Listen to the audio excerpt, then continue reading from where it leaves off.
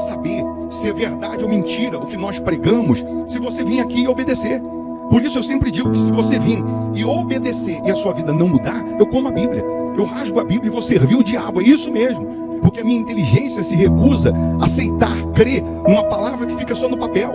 Ora, se está escrito, tem que se cumprir. E Deus está lhe buscando, lhe chamando para mudar a sua história. Não é para você mudar de religião, não. De placa de igreja, não. O nosso Deus é muito maior que placa de igreja, que religião. O nosso Deus quer que você mude de vida, de história, de condição. E para isso, só depende de uma atitude sua. Deus nunca vai fazer o que você tem que fazer. O vir, o se tornar para Ele, o buscar esse Deus é contigo. Fazendo a sua parte, Ele fará a dele.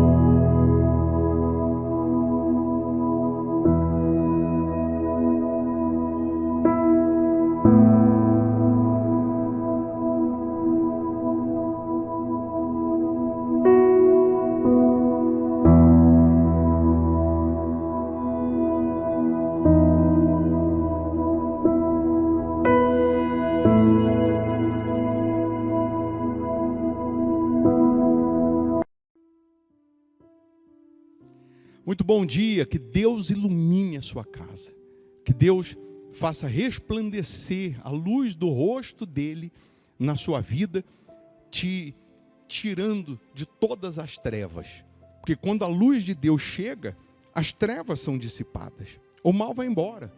Eu estou aqui mais uma vez lhe convidando para orar conosco, independente de placa ou de religião. O nosso Deus é muito maior que placa, é muito maior que religião. Ele é poderoso para fazer mais do que pedimos e mais do que pensamos. Estamos aqui determinando que esse sábado seja uma bênção, seja de colheita, seja de respostas, de boas notícias para os que creem. Prepara aí um copo com água, se você puder. Eu tenho aqui a minha caneca com água. Uma vez essa água consagrada, energizada por Deus, onde ela chegar ou em quem ela chegar, chegará o sobrenatural, chegará o milagre. Chegará a cura, chegará o livramento, chegará a libertação.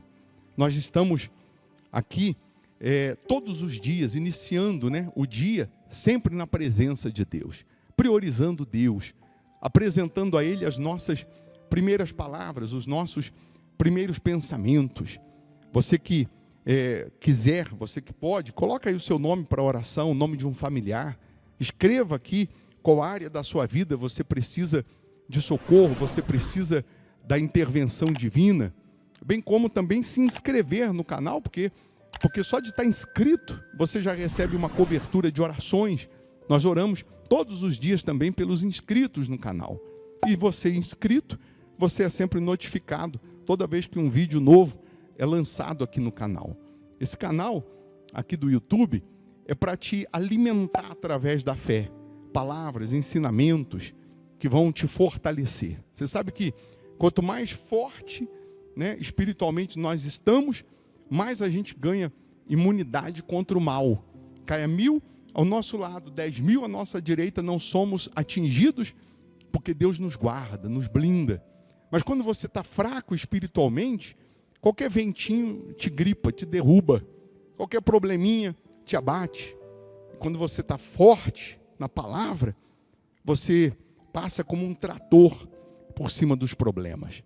A Igreja Hospital da Alma fica aqui em Belo Horizonte, Minas Gerais. Avenida Amazonas, 1744, esquina com Araguari, quase em frente ao Colégio Augustinho. Nesse domingo, por exemplo, nós temos e teremos aqui o culto, aquele culto da transformação de vida, transformação da família, 8 horas da manhã. Inclusive, nesse domingo, participando da Santa Ceia, pela fé. Vamos estar nos assentando à mesa com Jesus. Se você mora em Belo Horizonte, região metropolitana, dá para vir presencialmente. Se geograficamente você mora longe, não dá para vir, aí você faz da sua casa uma extensão da igreja, participando pelo nosso canal no YouTube, virtualmente. Você ouvindo, praticando, obedecendo, a sua vida muda, a sua história muda.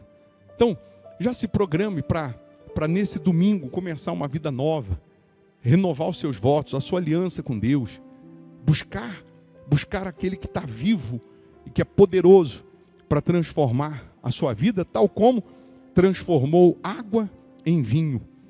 Nós vamos fazer agora a nossa oração. Se possível, aí onde você está, feche os seus olhos. Meu Pai, em o nome do Senhor Jesus, graças te damos pela tua misericórdia.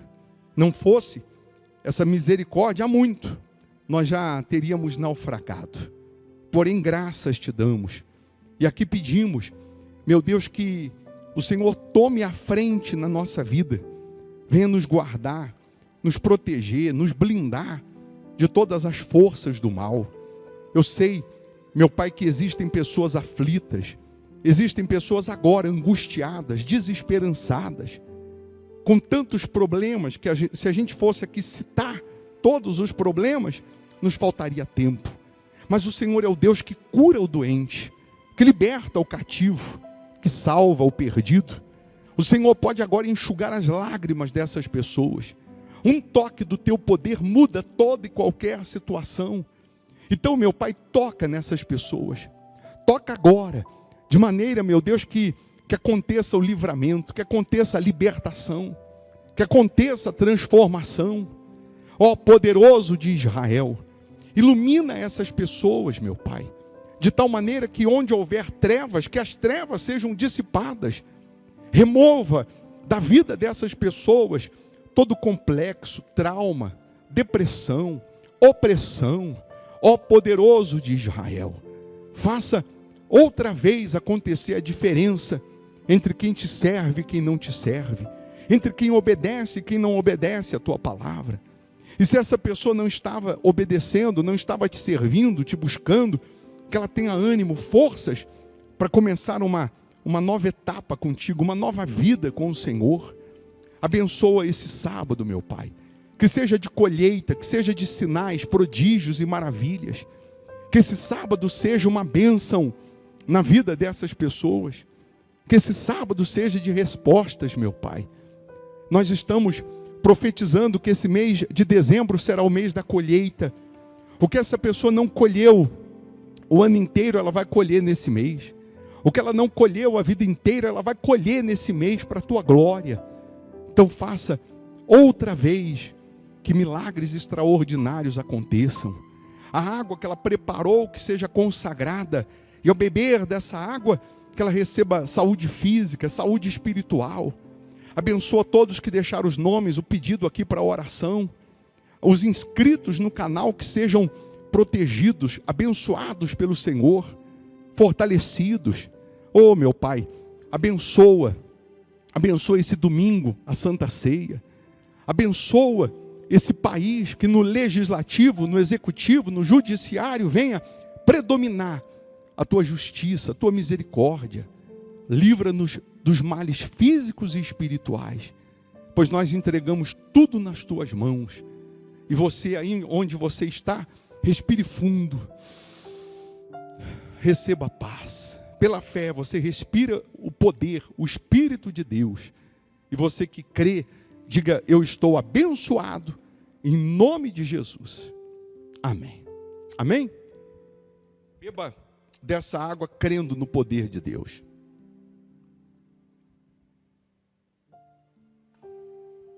Amém.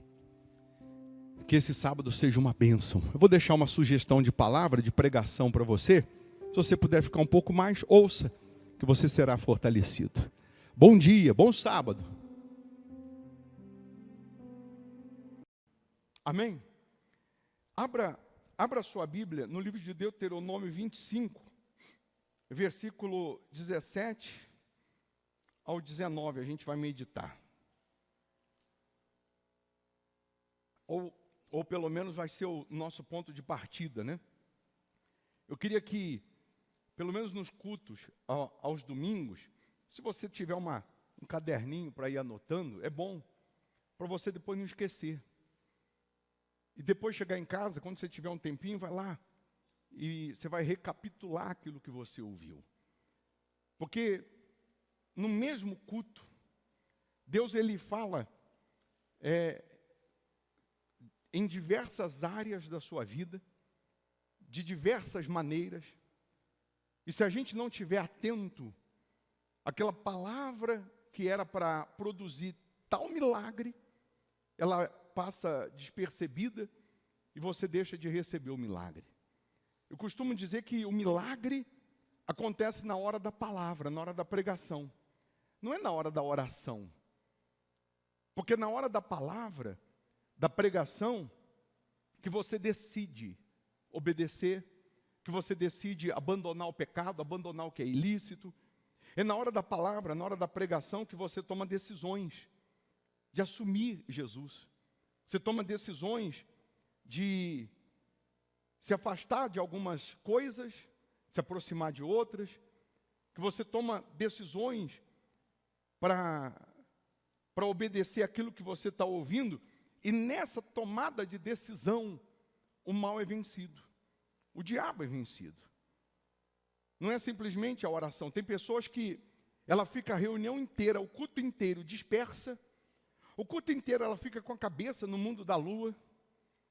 Na hora do culto ela fica mexendo no celular, ela fica no WhatsApp, ela fica conversando fiado. E aí quando termina o culto ela vem pedir a oração por uma coisa que já era para ter acontecido dentro do culto, na hora da palavra, na hora da pregação. Não é que você não deve vir pedir oração, não.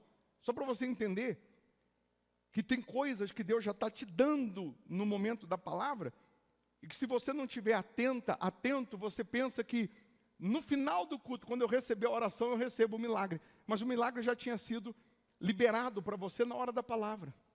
Conhecereis a verdade, e a verdade vos libertará. Assim como a verdade liberta, a verdade salva. A verdade transforma, a verdade prospera, a verdade abençoa.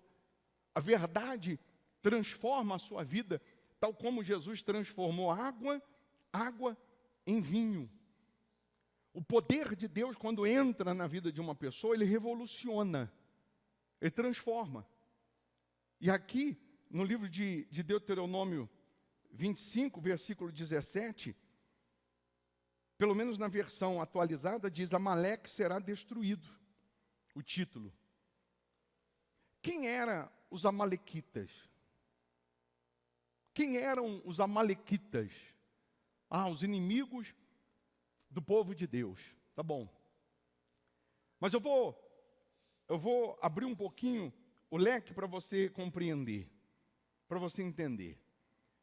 Davi, lá no livro de 1 Samuel 30, na cidade de Ziclag, Davi, ele estava encontrando refúgio na cidade dos filisteus. Quem eram os filisteus? Inimigos de Israel. Só que o filho de Davi queria matar Davi. Saul queria matar Davi. Saul persegue Davi. E Davi, para não entrar em litígio com Saul, porque Davi podia muito bem ter matado Saul.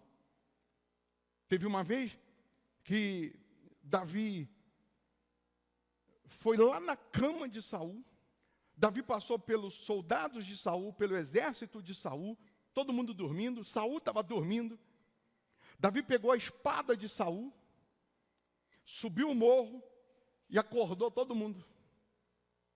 Tocou a trombeta lá, acordou todo mundo. Saul saiu desesperado na porta da tenda, todo mundo desesperado. E aí Davi pegou a espada de Saul e levantou, falou: aqui, Saul, se eu quisesse, eu já tinha te matado. Só que Davi tinha um princípio. Ele dizia assim: eu não vou tocar no ungido de Deus. Se esse ungido de Deus, ele se desviou, ele se afastou, se esse ungido de Deus, ele não tem mais temor, porque foi o que aconteceu com Saul, não é problema meu. Mas ele é ungido, eu não vou tocar. Porque Davi podia ter tocado. Davi podia ter resolvido o problema.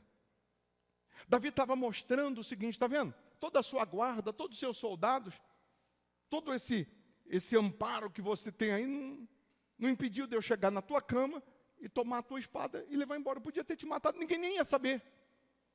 Ninguém nem ia saber. Mas aí Davi, para não entrar em litígio, Davi foge. E Davi encontra guarida. Davi encontra refúgio. Onde? Nos filisteus. O rei dos filisteus falou para Davi: faz o seguinte, junta sua tropa aí, sua família, seus soldados, a família dos seus soldados, e fica na cidade de Ziclag. Então, até resolver isso. Aí Davi foi para Ziclag, ficou em Ziclag. Se você perceber, na guerra que Saul morre contra os filisteus, nessa guerra, é justamente a guerra que Davi não foi com os filisteus. Por que Davi não foi? Uma guerra antes, Davi vai com os filisteus. E quando Davi vai com os filisteus e eles vencem, não é contra Saul ainda não. E Davi volta para Ziclag com seus soldados. Quando ele chega em Ziclag, a Bíblia diz que a cidade, que barulho é esse? A Bíblia diz que Ziclag está queimada. Porque os amalequitas invadiram Ziclag, roubaram as mulheres, levaram as mulheres, os filhos como escravos, roubaram os bens, os animais e colocaram fogo na cidade. Davi chega de uma batalha com seus soldados, a família foi sequestrada, a cidade queimada, tudo destruído. Davi podia nesse momento falar que Deus não existia, que Deus não era Deus. A Bíblia diz que os soldados de Davi quiseram apedrejar Davi. Colocaram culpa em quem? Em Davi. Porque é só mudar o cenário, os desleais aparecem. Enquanto você está dando o pão, você está recebendo tapinha nas costas. O dia que você não der o pão, os desleais vão surgir, vão aparecer, vão te criticar, vão te apedrejar. Isso acontece no seu trabalho, isso acontece na sua empresa, isso acontece na sua casa. Como aconteceu na casa de Davi. Só que eles querendo apedrejar Davi, choraram. Davi também chorou. Tem hora que você chora. Você não é de ferro. O problema é permanecer chorando. A Bíblia diz que eles desanimaram. O problema não é desanimar, o problema é permanecer desanimado. E aí a Bíblia diz que Davi se reanimou no Senhor. Davi pediu para o sacerdote a estola sacerdotal. Porque quando eles iam para uma guerra, o sacerdote colocava a estola, tipo uma manta, e ele consultava o Senhor. Ele falava com Deus, ó Deus, a gente deve ir, não deve ir, deve ficar, como que é? Sacrifica antes, o que o Senhor quer? Mas nesse dia, que tocou na família de Davi, Davi não pediu para o sacerdote consultar a Deus. Davi falou, me dá a estola, que eu vou consultar o Senhor. E Davi consultou o Senhor e falou, Senhor, devo perseguir os meus inimigos? Se eu perseguir, eu vou alcançar? Em outras palavras, se eu alcançar, deixa comigo, que eu vou trazer tudo de volta. Eu vou saquear eles, e tudo que eles tomaram eu vou trazer de volta. Aí Deus responde, Davi diz, persegue os seus inimigos, porque você vai alcançar, e você vai libertar tudo, você vai livrar tudo. Davi perseguiu, recuperou tudo, nenhuma coisa faltou, nem pequena nem grande, é o que está escrito. Mas eu queria que você gravasse esse momento, que Davi não pediu para o sacerdote consultar o Senhor, Davi trouxe para si a responsabilidade. Por quê? Preste atenção, existem guerras que não é para você entrar. Existem guerras que não é para você entrar. Deus permitiu, olha como que Deus trabalha. Deus permitiu os amalequitas invadir Ziclag, destruir. Agora Davi, que ele iria na guerra ajudar os filisteus, porque ele devia favor, os filisteus estão dando guarida, estão dando morada. E ele iria para a guerra contra Saul. Agora Deus arrumou uma guerrinha para ele particular, porque ele vai ter que trazer as esposas de volta, vai ter que trazer os bens. Deus arrumou uma outra guerrinha para ele não ir na guerra contra Saul, porque se ele vai na guerra contra Saul, que Saul morre, aí a gente precisa de uma outra pregação para falar isso, mas a gente ia ter uma outra vertente na Bíblia. O sangue de Saul não podia vir das mãos de Davi, por Davi. Então Davi nem está na guerra contra Saul, porque nesse momento que Davi está indo buscar as esposas, tudo que foi sequestrado, Saul está chegando lá do outro lado, os filisteus vão guerrear contra ele. E é nessa guerra que Saul morre. É nessa guerra que Davi está tendo uma guerrinha particular. Porque não é para Davi guerrear contra os seus. Davi não é filisteu e não era para ele guerrear contra Israel.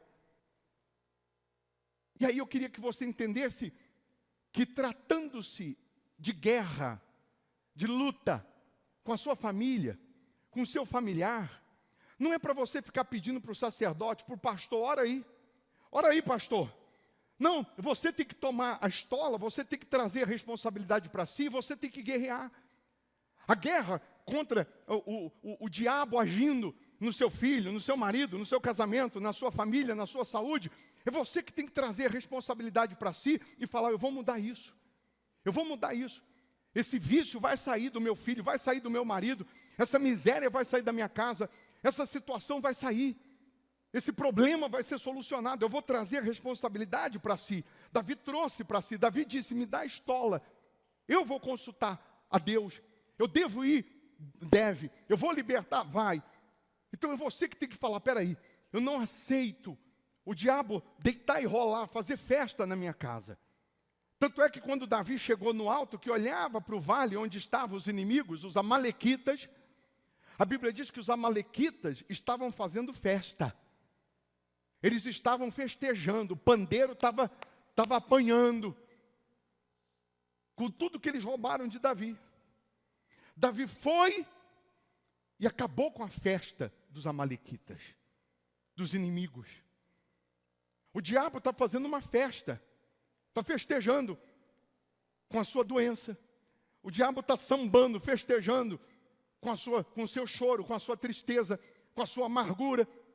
Ao invés de você ficar chorando num canto, amargurado num canto, ao invés de você ficar se escondendo, se vitimizando, toma a estola sacerdotal, em outras palavras, toma as rédeas, toma o controle, traz para si a responsabilidade, traz para si, se reanima em Deus, traz para si a responsabilidade e diz, espera aí, eu vou mudar esse cenário, não é o lugar que me muda, não, sou eu que vou mudar o lugar. Sou eu que vou mudar o lugar, sou eu que vou vencer, sou eu que vou orar, fazer voto, guerrear, sou eu que vou botar o diabo para correr. A responsabilidade é sua. Então não é você aceitar a derrota, é você mudar o lugar, mudar o cenário, através da fé. Não é na força do braço, da fé, da obediência, da fidelidade a Deus, do temor a Deus. E aí, a Bíblia diz que quando Davi vai com 600 homens para recuperar tudo que tinha perdido, no meio do caminho, a Bíblia diz, lá em 1 Samuel 30, que 200 dos 600 ficaram para trás porque estavam cansados. E Davi continuou com os 400 valentes. Mas 200 ficaram para trás. Eu queria falar hoje dos 200 cansados que ficaram para trás. Em Gideão, ele perseguindo os reis dos amalequitas, midianitas, a Bíblia diz que mesmo cansado, Gideão continuou perseguindo. Eu aprendi, quando eu servi o exército, que no dia que você não tem força mais nenhuma, naquele momento que parece que as suas forças estão esgotadas, que você não aguenta mais, você ainda tem mais 40% de energia. O sargento colocava a gente para correr, para esfolar, para rolar no chão, para rolar na ribanceira, rola para cá, rola para lá. E na hora que não tinha mais energia nenhuma, parecia que, sabe, quando você está com a perna já tremendo, já com espasmo, aí quando ele dizia, você ainda tem mais 40%, parecia que vinha uma força, uma energia, não sei se era do inferno, não sei de onde, mas vinha, e você não tinha como não ter força, porque você tinha que ter força. Senão o chicote estalava.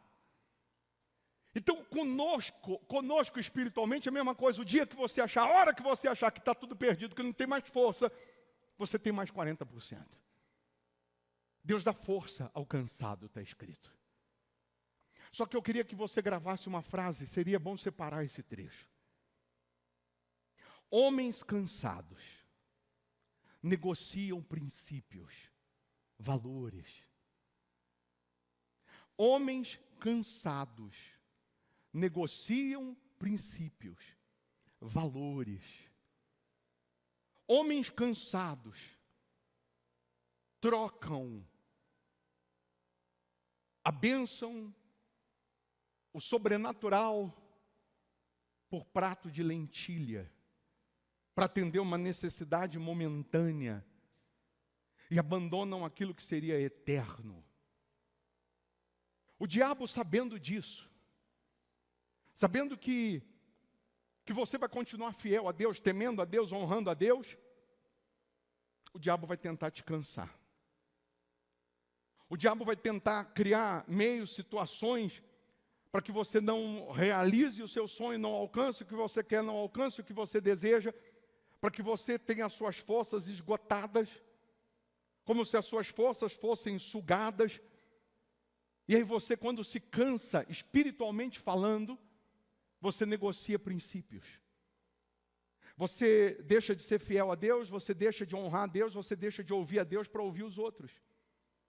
Você cansado espiritualmente, você se torna uma presa fácil para o diabo. Porque você já não ora, você já não jejua, você já não faz voto, você já não crê no poder do altar. E aí você negocia princípios. Deus dá força ao cansado.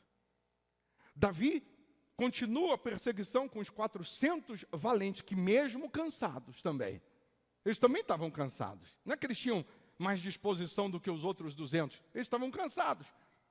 Só que o propósito era maior do que o cansaço. O propósito, quando é maior do que o cansaço, você tira a força da fraqueza. Você continua, você permanece, você não desiste, você não para no meio do caminho. Então, no livro de Deuteronômio 25, versículo 17, Deus nos revela algo que aconteceu com o povo que saiu do Egito, da escravidão, rumo à terra prometida. Que eles passaram pelo deserto. Se eles saem do Egito hoje e entram na terra prometida amanhã, eles iam fazer da terra prometida um Egito. Porque eles ainda não tinham estrutura, disciplina, eles ainda não tinham condições de desfrutar de tudo aquilo. Eles eram escravos. Então a passagem pelo deserto era mais uma disciplina, uma doutrina para eles aprenderem a se reeducar, para quando entrar na bênção, não perder a bênção. Tanto é que é nessa passagem do deserto que Deus vai dar o livro de Levítico, o livro das 613 leis. Pode isso, não pode aquilo, pode isso, não pode aquilo, pode isso, não pode aquilo. Por quê? Porque o povo ainda era um bando, o povo não era uma nação. Um bando significa que cada um quer fazer do seu jeito, da sua maneira, não tinha ordem. E não tendo ordem, não tem progresso. O que está escrito na bandeira do Brasil, ordem e progresso. Por que o Brasil não progride? Porque não tem ordem. O dia que tiver ordem, terá progresso em tudo. O dia que tiver disciplina, tem progresso. Por isso eu digo, se você vem aqui e obedece o que você ouve, e a sua vida não muda, eu como a Bíblia, eu rasgo a Bíblia e vou servir o diabo. Porque é impossível alguém obedecer e não vencer. É impossível alguém obedecer, se sujeitar e não ser transformado. Aí, no caminho, na passagem pelo deserto, muitos foram ficando para trás. Muitos também foram se cansando. E o problema é que quando você se cansa, você começa a criticar quem está indo para frente. Quando você se cansa espiritualmente, você começa a condenar. Você começa a reclamar. Quando você se cansa, você começa a colocar defeito nos outros. Porque você queria que o outro também se cansasse como você, parasse como você, e não continuasse. Diz que numa sala de aula, os alunos que tiraram 0 na prova foram reclamar, pedir para o professor fazer uma outra prova, porque, pelo que eles estavam falando, todo mundo tinha tirado 0. Ninguém tinha conseguido passar de 5. E a professora falou, pois é, mas o Zé tirou 10. Se o Zé não tivesse tirado 10, fosse igual toda a nota, então eu, professora, iria entender que o problema está comigo, eu que excedi muito nas perguntas. Mas o Zé ouviu as mesmas aulas que vocês, só que ele tirou 10. Então o problema não sou eu que dei uma prova muito difícil, foi vocês que não estudaram. Porque o Zé tirou 10. O Zé acabou com a vida de todo mundo. Mas o problema não era que o Zé acabou com a vida de todo mundo, é que todos os outros, 99%, não prestaram atenção, não estudaram, não fizeram a parte deles. Aí os outros vão criticar o Zé. Aí os outros vão apedrejar o Zé só porque o Zé fez o que ele tinha que fazer. Aí a Bíblia diz aqui assim, ó, versículo 17, lembra-te do que te fez Amaleque no caminho, quando saías do Egito. Como te veio ao encontro no caminho e te atacou, onde? Onde?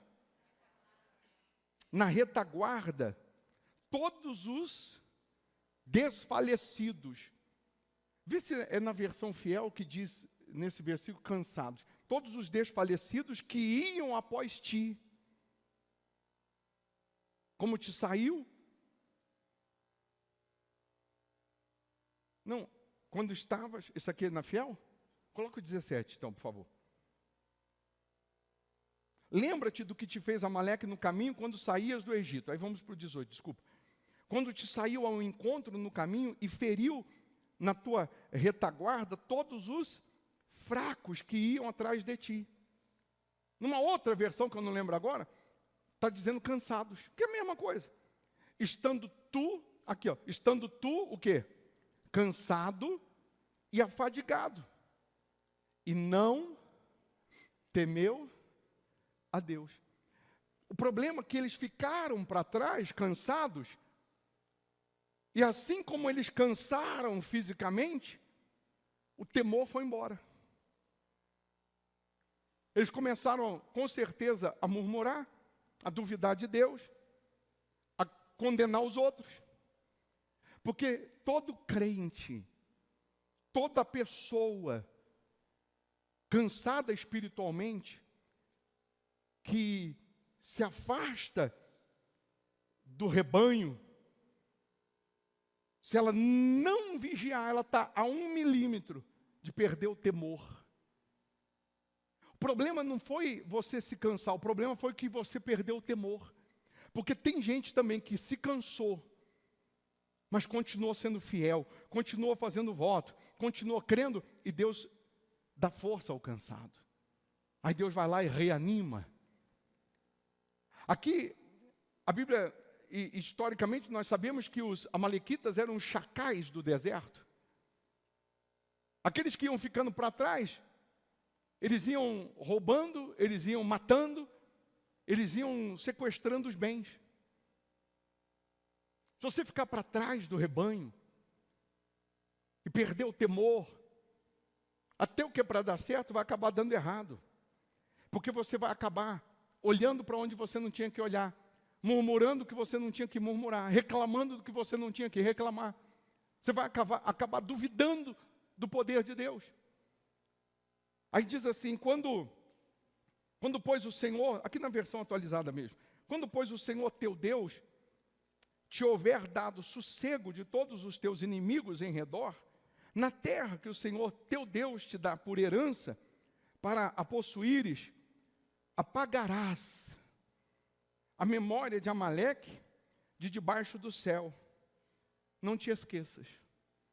Deus está dizendo assim, se você mesmo cansado, se você não perde o temor, se você não perde a fé, vai chegar uma hora que você vai alcançar a herança. Você vai alcançar a promessa. Quando você alcançar a promessa, Deus vai apagar da sua vida a memória de Amaleque. Eu estou curado dos vícios há 30 anos, sem vontade, sem desejo, sem recaída. Deus, tem 30 anos que Deus apagou da minha vida, apagou os vícios. Deus apagou, Deus riscou. Sabe o que é apagar? Você pegar uma borracha e apagar? Não existe mais na minha vida. O vício nunca mais existiu, não existe e não existirá mais. Aquilo que hoje é a sua dor, é a sua aflição, é o seu sofrimento, se você permanece temendo, ouvindo, obedecendo, Deus vai apagar. Vai apagar nunca mais esse problema. Não é que eu esqueço, vou esquecer que fui viciado. Não. O meu testemunho vai salvar pessoas. O apagar, Deus está dizendo assim, nunca mais. Se hoje você passa fome, você nunca mais vai passar fome. Você nunca mais vai saber o que é isso. Se hoje você está desenganado pela medicina, você nunca mais vai saber o que é um hospital. Você nunca mais vai saber o que é uma dor. Nem de orelha. Nem de cabeça, nada. Se hoje você é infeliz no amor, você nunca mais vai saber o que é isso. Se hoje você vive o inferno dentro de casa, porque a sua casa era para ser um lugar de paz, de união, de amor, de compreensão, de proteção. E para algumas pessoas é desse lugar que brotam os seus piores tormentos. Uma palavra é o suficiente para estourar uma guerra, um não se dá com o outro. São guerras que você não deveria lutar contra a sua casa, contra a sua família. Você deveria lutar a favor, mas tem gente lutando contra. É como se fosse um cabo de guerra, um puxando de um lado, outro puxando do outro. São guerras que não deveriam existir. Pelo contrário, deveria existir união, amor, compreensão. Deveria existir, um outro espírito nessa casa. Mas Deus está mostrando para a gente que se você está cansado, já perdeu o temor, Ele ainda está te dando uma chance de você se arrepender hoje, abandonar o pecado e assumir Ele, assumir um compromisso com Ele. Deus está te dando condições, se você hoje está acometido pelos amalequitas, porque você foi ficando para trás, você foi desistindo, desanimando, e hoje você está cheio de mágoa, ódio, maus olhos, malícia. Deus está ainda tentando abrir os seus olhos e falando, se liberta, se livra, joga fora o que não presta, volta à prática das primeiras obras, volta à prática da fé.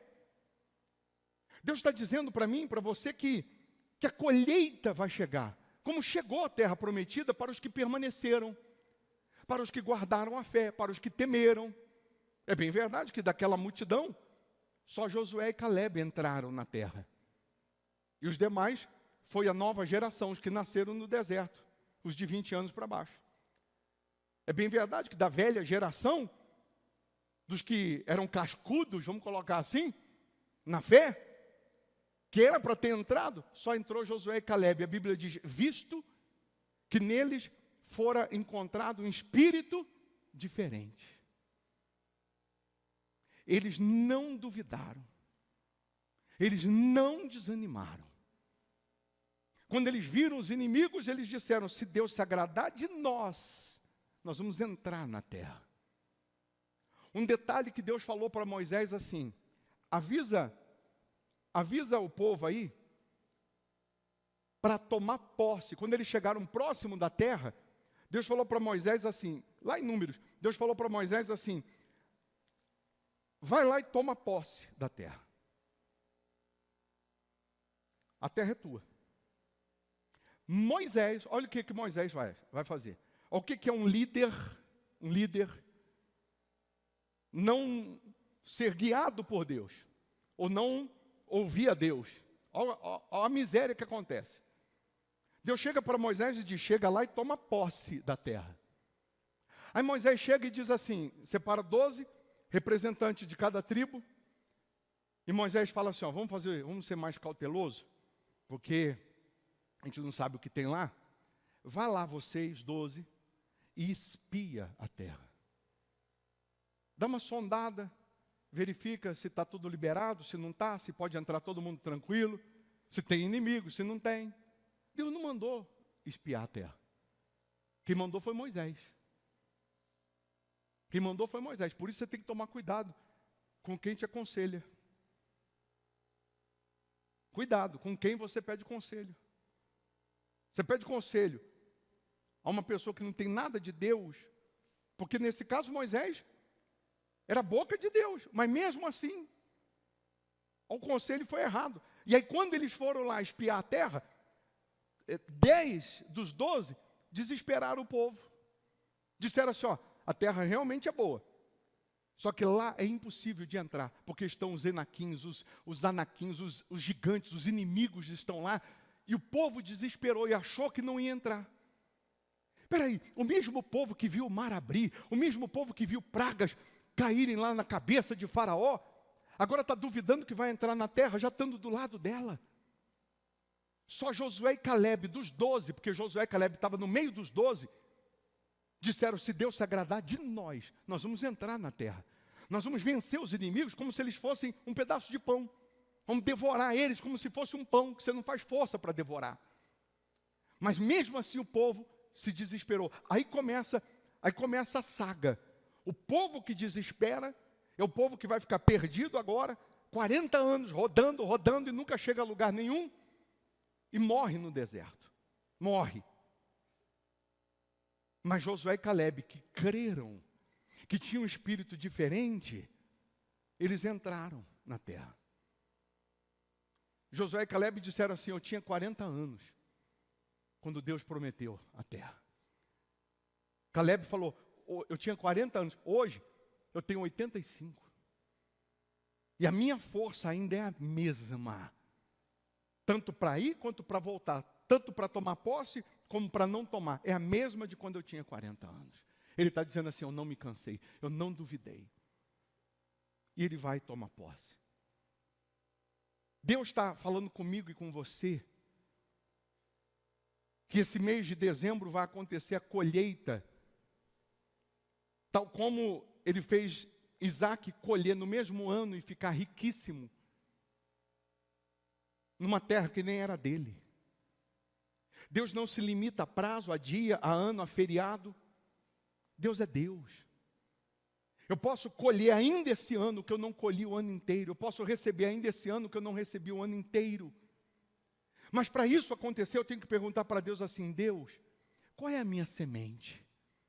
Eu não posso errar na plantação, eu não posso errar no altar, porque se eu erro no altar, eu vou errar lá fora. Se eu erro no altar, eu vou errar nas decisões lá fora. Mas se eu acerto no altar, eu vou acertar lá fora. Se eu agrado a Deus, se Deus se agradar de mim, os inimigos, os problemas serão devorados. Se Deus se agradar da minha fé, os inimigos serão devorados, os problemas serão devorados. Então, ó Deus, o que o Senhor quer que eu plante? Cada um precisa fazer essa pergunta. Enquanto eu estou pregando, cada um precisa falar, Deus, e aí? Porque para um, Deus fala de uma maneira, para outro de outra. E Deus sempre especificou na Bíblia. Tratando de altar, de sacrifício, Deus sempre especificou. Para Gideão, ele disse, eu quero o segundo boi de 7 anos, que é do seu pai. Para Abraão, eu quero Isaac, seu único filho, que você ama, a saber, Isaac. Que não é para errar. Para Elias, ele falou, pega o cordeiro macho de 1 ano sem defeito. E assim por diante. Então, para alguém Deus vai falar, é o voto do menor virá a ser 1000. Para outro Deus vai falar, é o salário. Para outro é a renda. Para outro é o que ele vai gerar. Eu não tenho nada, então eu vou gerar. Isaac venceu na cidade chamada Gerar. Eu vou gerar, vou vender alguma coisa, eu vou gerar, eu vou fazer além, mas eu vou plantar. Eu não estou pedindo para você ajudar a igreja, não. A sua oferta, seu dízimo, seu voto vai ajudar. Mas o propósito da campanha é mudar a tua vida. Não é você dar uma boa oferta, não. É você colocar no altar o que Deus está falando. E para cada um ele fala. Para cada um ele toca. A carne na hora vai dizer, não, isso não. Aí você já sabe que é por ali.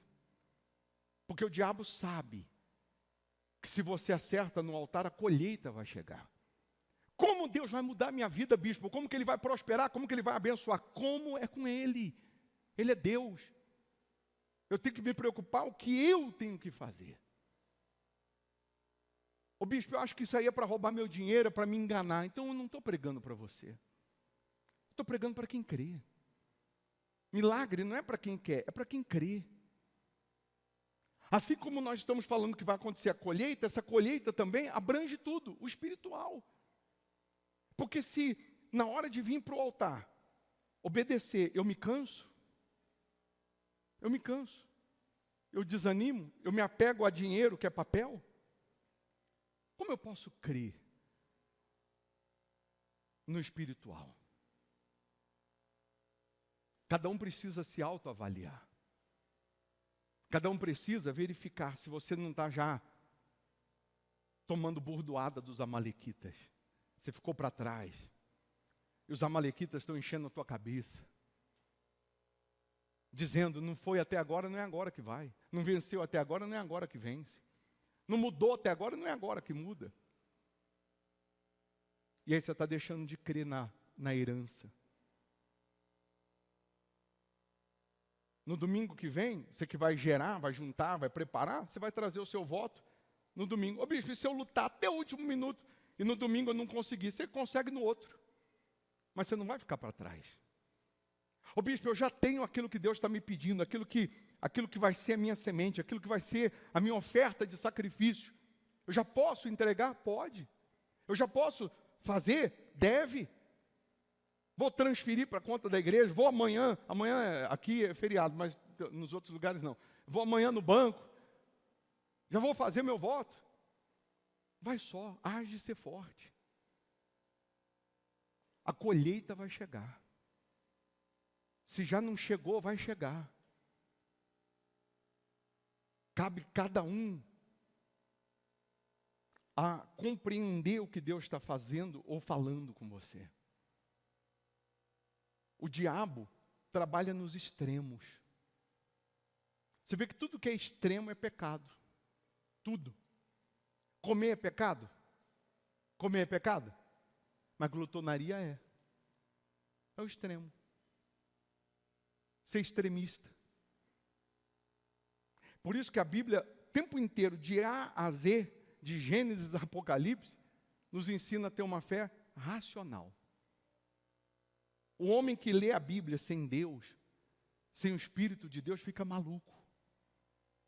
As maiores guerras que nós tivemos foram pessoas que liam a Bíblia sem Deus. Um Hitler da vida. As maiores guerras que nós tivemos eram pessoas que queriam interpretar do jeito delas, não conforme o Espírito Santo orienta.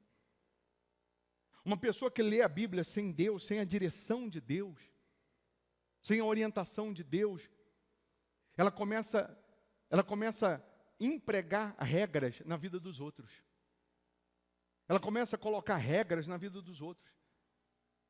A pessoa que lê sem ser guiada por Deus, ela começa a criar doutrinas. Ela começa a dizer, Deus não gosta disso. Você nem sabe o que Deus gosta. Quem é você para falar o que Ele gosta, o que Ele não gosta? Você começa a colocar regras da sua cabeça. Porque o que Ele ensina, o que pode, o que não pode, o que é certo, o que é errado, está na Bíblia. É simples. Não é misterioso, não está em mistério, que eu tenho que ficar fazendo matemática para saber o que Ele quer. Não, ele é simples. As pessoas que complicam. Sim ou não? Porque elas querem interpretar de acordo com o que ela quer. De acordo com o que ela concorda. O que ela não concorda, aí ela quer dizer que Deus não gosta daquilo. O que ela não concorda, ela quer dizer que Deus não falou aquilo. O que ela não concorda, ela quer dizer que Deus não orientou aquilo. Então cabe a cada um a se avaliar. Você crê que esse mês de dezembro você pode colher o que você não colheu o ano inteiro? Quem crê? Quem crê? Planta. Ô bispo, eu estou cheio de problemas. É para você. Ô bispo, eu estou cheio de compromissos. É para você. A campanha não é para quem está a mil maravilhas. É justamente para você, que vai ter que tirar forças da fraqueza. Que vai ter que deixar de contar com o que tem para contar com o altar. Então, se você crê que Deus está te chamando, é só você falar, eis-me aqui, Senhor. Mas, ô bispo, eu nem sei ainda como que eu vou fazer para conseguir o meu voto. Claro, você nem entrou. Você nem entrou na campanha, como que você vai ouvir a voz de Deus? Como que Deus vai conseguir falar com você?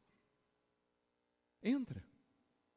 Pega o seu envelope, ó Deus, eu vou semear. Eu nem sei o quê. Alguns já sabem, porque Deus vai lá e toca e fala. E aí quando Deus toca e fala o que Ele está chamando você para sacrificar, se você não assume, não diz assim, ó, estou dentro, eu topo. Você mesmo fica remoendo aquilo. Deus me chamou para fazer o voto do menor virar a ser 1.000. Aí eu falo assim, não, eu acho que eu vou dar uma oferta de 500. Deus me chamou para dar 1.000. Acho que eu vou fazer 500, porque 500 é uma boa oferta. Aí daqui meia hora eu estou na minha cabeça de novo assim,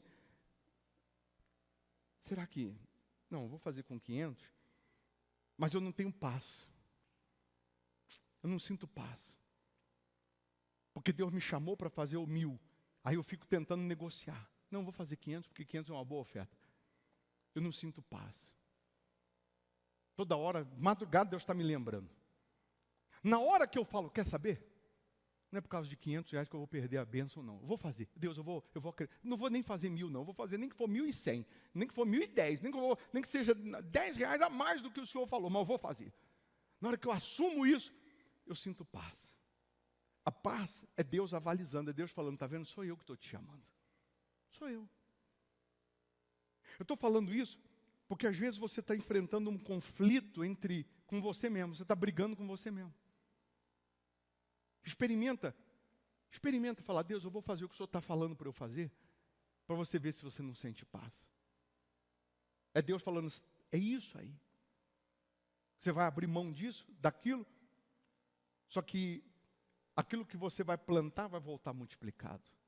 O altar não toma, o altar devolve multiplicado. Então, se você crê, faça. Faça. Mesmo cansado, faça. Mesmo cansado, faça. Você vai alcançar a herança. Sentado mesmo, curve a sua cabeça, feche os olhos. Não fala nada, só fecha os olhos. Meu Deus, em o nome de Jesus, o Senhor está agora na frente de cada uma dessas pessoas. Confirma dentro dela essa campanha da colheita. Faz ela entender que não sou eu, o bispo Formigônio, o homem que está falando. Faz ela entender que é o Senhor. Porque se ela fizer ou não, para mim, para o homem, para mim, não muda nada. Mas se ela fizer a sua vontade, se ela obedecer a tua voz, a colheita vai ser extraordinária. O Senhor só conseguiu abençoar Isaac de maneira que ele colhesse 100 por 1, 100 vezes mais, porque ele obedeceu a tua voz. Eu profetizo e determino que esse mês de dezembro seja o mês da colheita extraordinária.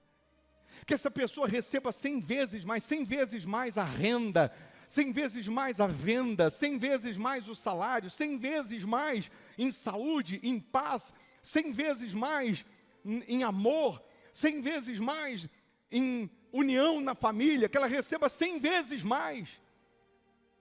Que aconteça na vida do teu povo o que aconteceu com Isaac, meu Deus, naquele dia.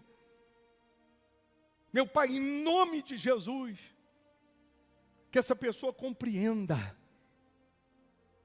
que a semente no teu altar, seguida de obediência, produzirá uma colheita extraordinária. Então dê força, ânimo, coragem para ela semear. Que ela ouça a tua voz. Eu sei que tem pessoas aqui que até na madrugada o Senhor está falando com ela. Quando ela acorda, está o Senhor falando na mente dela, a semente dela. Então que ela tenha forças para obedecer. Que nesse momento que ela está decidida a obedecer, que ela receba o teu espírito. Que ela receba a paz. Nesse momento que você diz, ó Deus, eu estou dentro, eu vou fazer esse voto, eu vou plantar. Nesse momento você recebe paz. Nesse momento Deus providencia a colheita. Deus providencia o milagre. Você que vai semear, você que já tem o voto, ou vai pegar o voto, você que está virtualmente, você não vai pegar um envelope, porque não tem como esticar a mão e pegar, mas você já está dentro. Você vai transferir o seu propósito para as contas da igreja, na hora que você tem o seu voto, vai mandar no nosso WhatsApp dizendo, está aí o meu voto, coloca aí no clamor o meu nome. Você que está aqui e vai fazer o voto, vai pegar o envelope, você vai sair do seu lugar, vai pegar aqui na minha mão, eu vou encostar a minha cabeça na tua. Deus tirou do espírito que estava em Moisés e passou para mais 70.